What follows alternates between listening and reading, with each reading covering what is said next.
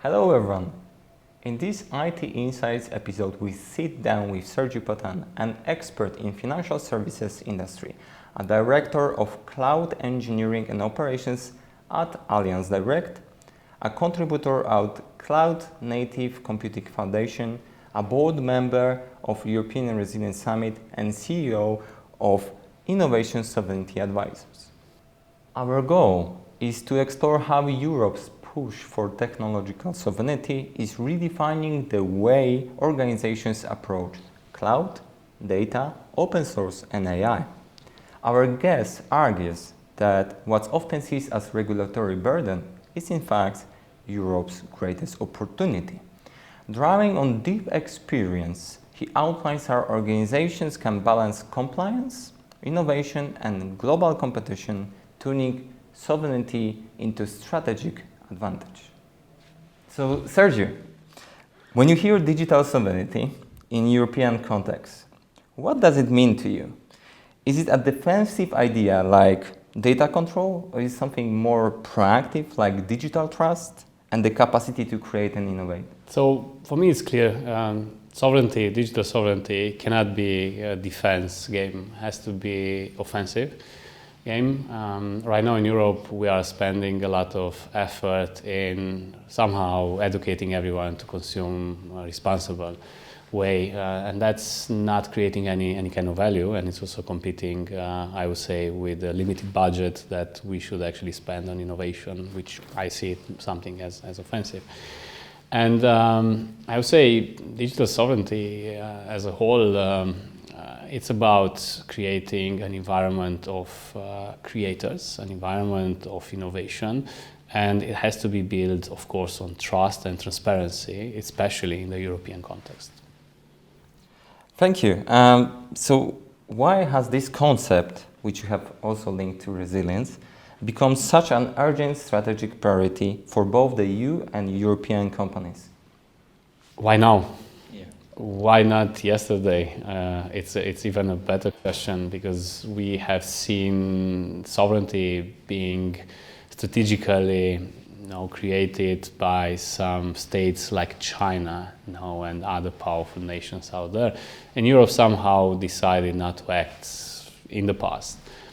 What happened, I would say, lately is that we finally realize how weak or exposed we are as Europeans to any kind of fluctuation in the politics of our friends on the other side of the ocean.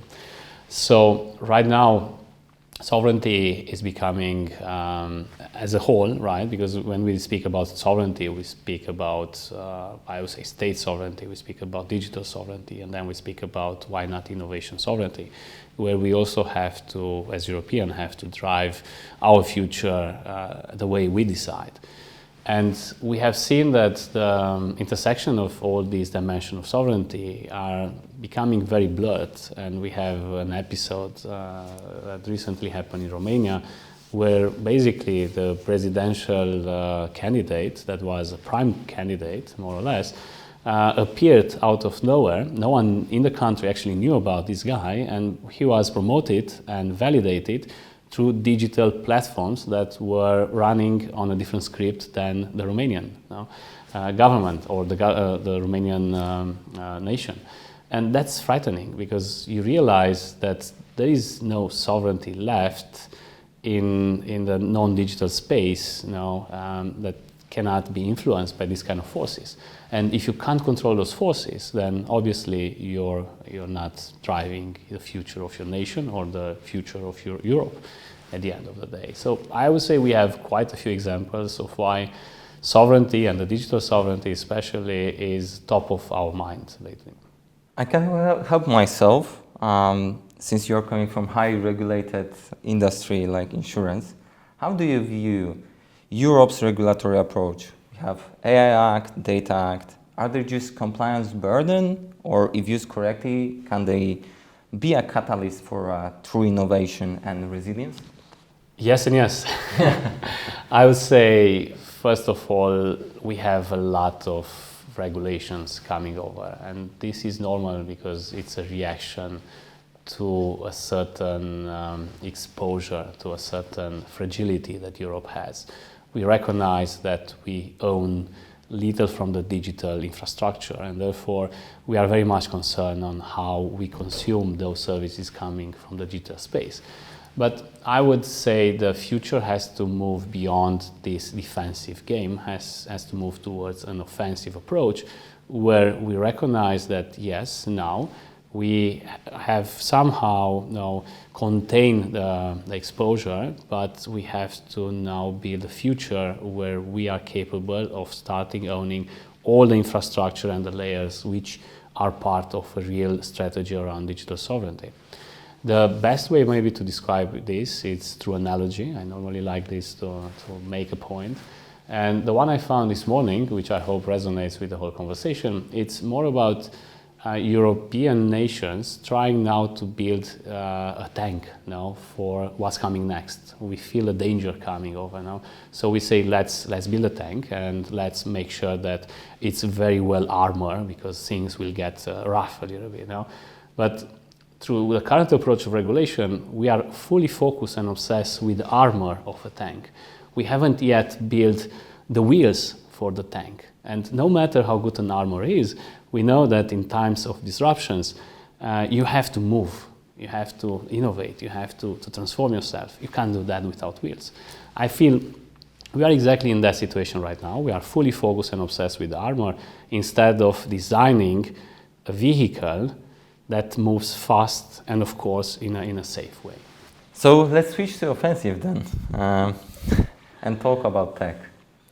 How critical are open source and cloud-native principles for achieving that true digital sovereignty and avoiding vendor lock-in? For me, it's the only strategy that fits perfectly with where Europe is right now. If we look at the construction of Europe and the weaknesses and also, of course, the capabilities that we have, where we shine and where we lead, then we can easily see that Europe is a fragmented continent. And that's positive and negative at the same time. Positive, of course, because you have different views, you have different cultures, you have different ways to integrate and create really a global product that reflects the values of everyone. But then, because you're fragmented, how do you get to a certain level of trust where everyone basically works together? And this is where open source has proven itself, because it builds on fragmented innovation centers. It's building a trust based on openness, so everything happens in plain sight. And of course, if you look at the whole ecosystem around open source, I would say the socialist nature of Europe is creating something that I don't see that often in other parts of the world. I mean, with my role in CNCF, I had a chance to experience open source in different cultures and different regions.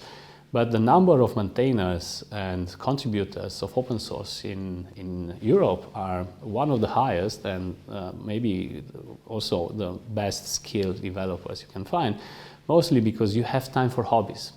Europeans, engineers, have time for hobbies, because at the end we are socialist systems in most of the countries. And that, if you're like a geek and you like engineering, your hobby is going to happen most likely on projects in open source. So if you take that legacy, and that culture that we have and those way of living in Europe, and then you mix it with the fragmentation and also with the need of creating a trustful relationship in open, then I would say open source is the right way to go. And there is so much innovation already built. And if you look around in enterprises around Europe, you're going to find that at least on the cloud stack, probably 95% of all the dependencies and all the software we are using, all the tools we are using, are already coming from open source.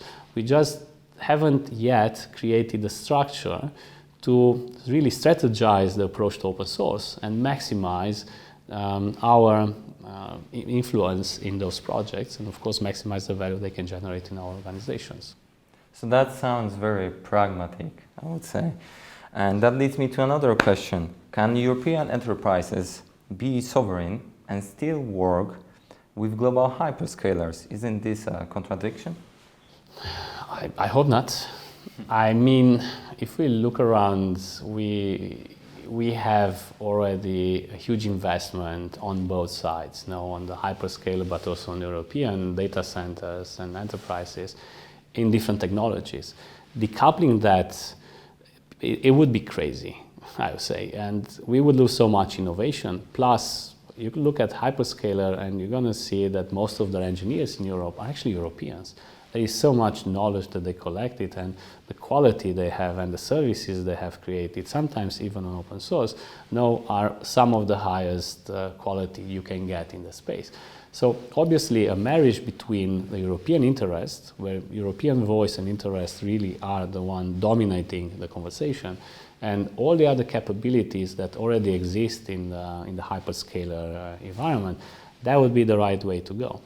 Of course, again, going back and linking all this to open source and recognizing that even hyperscalers are right now building a lot of open source because they need this power of innovation, because it doesn't matter how big you are, AWS, Microsoft and Google, you might be having tens of thousands of superb engineers, but you still cannot move in all directions, and you cannot move with the speed of a million kind of community size that comes from open source. So they already decided long time ago to ride the cycle of innovation of open source, because it's the fastest you can get when you have so many perspectives and so much quality being generated by maintainers, which are top engineers on every single domain that you can imagine. So if you imagine a situation where you have a strategy towards open source and you marriage, of course, the hyperscaler with data center and private clouds from Europe, that would be a perfect marriage. But the strategy has to be multi-year and has to be driven by European interest, of course. Okay. So you touch a lot about creators and communities, and this has moved me into the direction of creator mindset. So what are the practical frameworks or collaborative structures that you see are essential for making this work on European level? This is, I love this question. Thank you for the question, because I spent the last 5 years actually trying to answer the same question. And through my journey, and my expertise sits at the intersection of open source, sovereignty and enterprise. In an enterprise, I tried to create a certain mentality about being a creator, not a consumer. So for me, finding the balance between where you should consume, when you should create on a personal level, but then on a team level, then on an enterprise level and organization level, that was quite a journey. And what I found very useful is that, first of all, leaders, they have to recognize that technology is the space, and the digital realm is the space where innovation is being produced now. If you read the news, maybe 9 out of 10 news about innovation are happening in the digital space. You have an AI model that it's helping with drugs discovery, or you have, quantum computing coming and changing the way we see the world and we understand the universe. So that's where, in that realm, is where innovation is happening. And if that's the case, we can only expect that also innovation in business happening also in digital realm, which then goes to the basic question: why doesn't every single European company has a strategic view around technology? Why technology is still treated as a cost center after so many years, and after realizing all these forces which are now being just amplified by the AI revolution? So that's a little bit strange to me, Then again, I'm going crossing towards the open source, and when you realize that you have more open models, LLMs, in open than in closed environments, and you have 95% of the cloud technology being built in open source, then obviously, if you're a leader in an industry and you have a strategy around technology, you simply cannot ignore open source strategy. And the way to do that is really, first of all, understanding the impact on your environment, on your enterprise, and then making sure that you have a strategic approach to it. The industry already answered that question. The construct around it is called OSPO, or Open Source Program Office. And this is the place where you bring experts from legal, from, I don't know, open source, and also from other engineering departments, and you put them together and say, let's make sure that the innovation comes from open source, it's in the benefit of our organization and is being driven by us. We have a strong word in how the roadmap of those critical projects are being addressed and are being evolved, and we are reflecting in anything that the future is asking from those. That's a very good answer, and I think there is not one correct.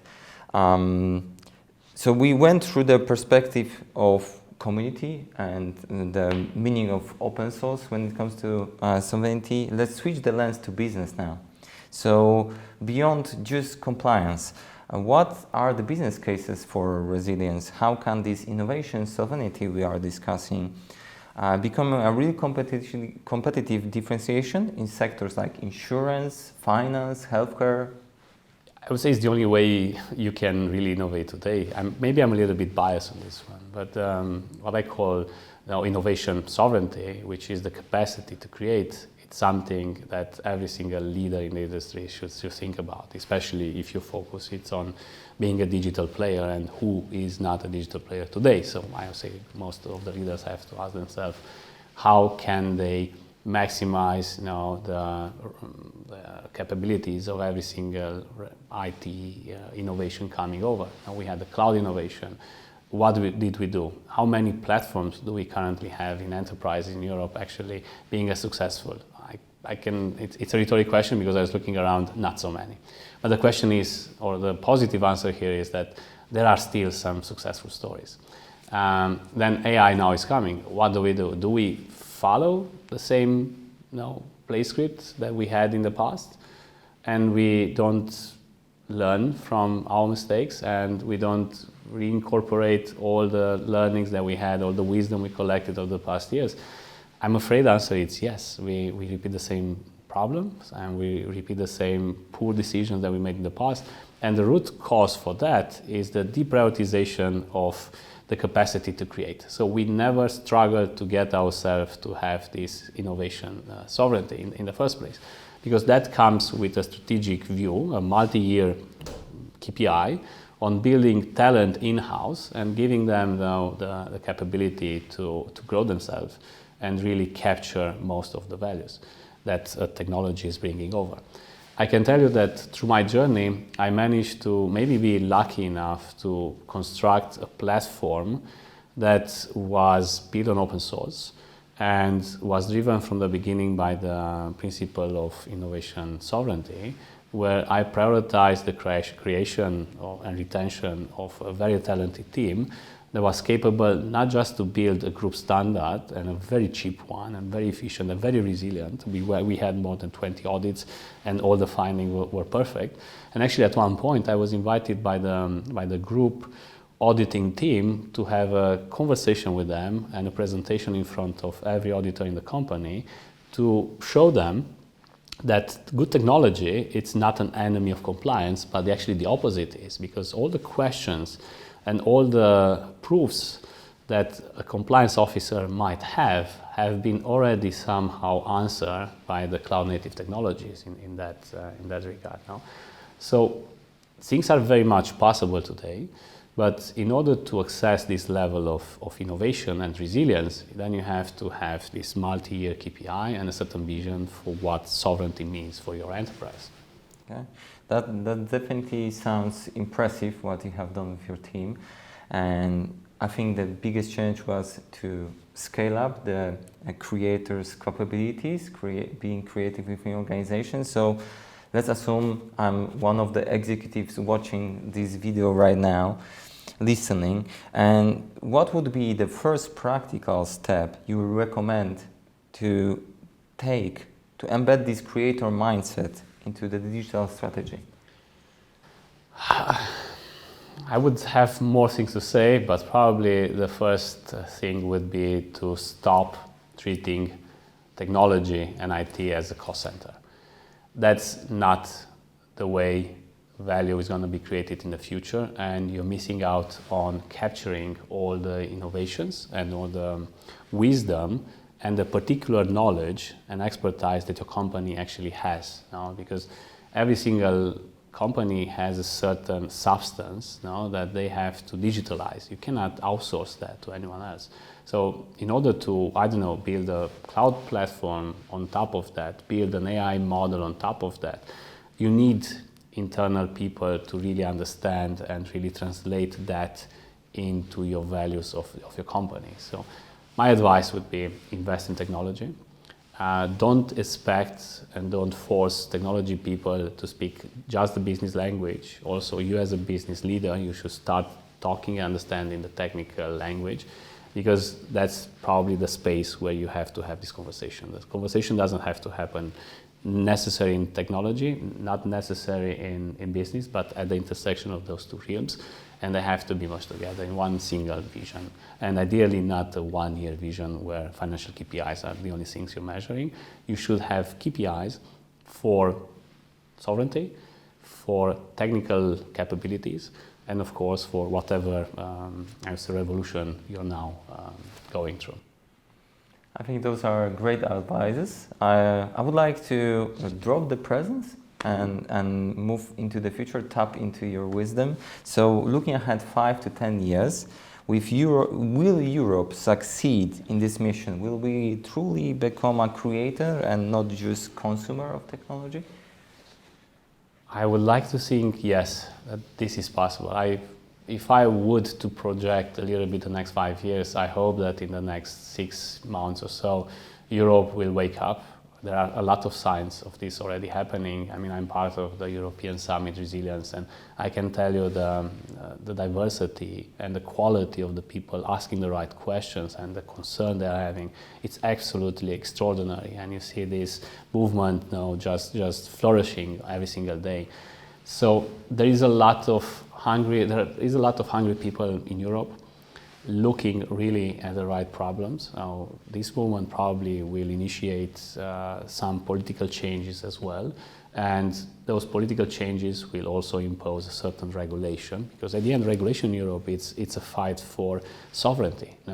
You have companies which are exposed and maybe governed by different forces because you're a public company, public listed, and anyone could have stocks and equity in your company. So regulation is a form for the states, a European form of imposing a certain level of sovereignty. So with these changes coming and having the right compliance in place, imposed to different organizations, and the right regulation, and again, moving from defensive to offensive and demand, for example, every single company to have an OSPO, why not have an OSPO, a mandatory OSPO, and then make sure that they make a minimum investment in open source and in technical capabilities. And those OSPOs will be federated and maybe, governed centrally by a central OSPO that creates a strategy for the whole Europe on open source and technology. And with that level of regulation and the level of investment on every single enterprise, I would say in 1.5 years, we could see massive investments and massive improvements in the whole ecosystems that is now being more or less analyzed in Europe. So I'm very optimistic. We have all the ingredients to cook our own recipe of sovereignty, and we can go even beyond that, because right now we have several flavors of sovereignty. Now we have the American one, the Chinese one. They are very strong, military and also digital sovereignty-wise. They are leading the innovations, but they are like close, legacy kind of sovereignty. You're either one or the other one, and you give up your values. What Europe can do with this approach towards innovation through open source is really building a flavor of open source and democratic sovereignty model that any other states around the world can make it part of their strategy. Imagine Canada. Now they're sitting between Russia and the United States, but they want to have their own sovereignty. They are too small to beat it by themselves. But why don't we have an open sovereignty, open democratic sovereignty, led of course by Europe because it's one of the biggest forces, and then you are an exporter of sovereignty for the rest of the world. So Europe can not just survive, now we can become resilient in time of distrust, and of course we can become an inspirational type of sovereignty for everyone else out there trying to go through the same journey. Sergiu, thanks for opening the window to the future. As a final takeaway, if you could just summarize your core message into one sentence, what is the one thing European business leaders must remember about digital sovereignty? I would say digital sovereignty and sovereignty in general, it's not about the walls we are building. It's not about the armor we are building. It's about the trust we have in each other, in our processes and in our network. It's about the things we are creating and of course the courage we have to actually lead our way to the future. Thank you, Sergiu. Thank you everyone for tuning in. If you have any more questions or would like to explore the topic more of digital sovereignty and beyond, do let us know.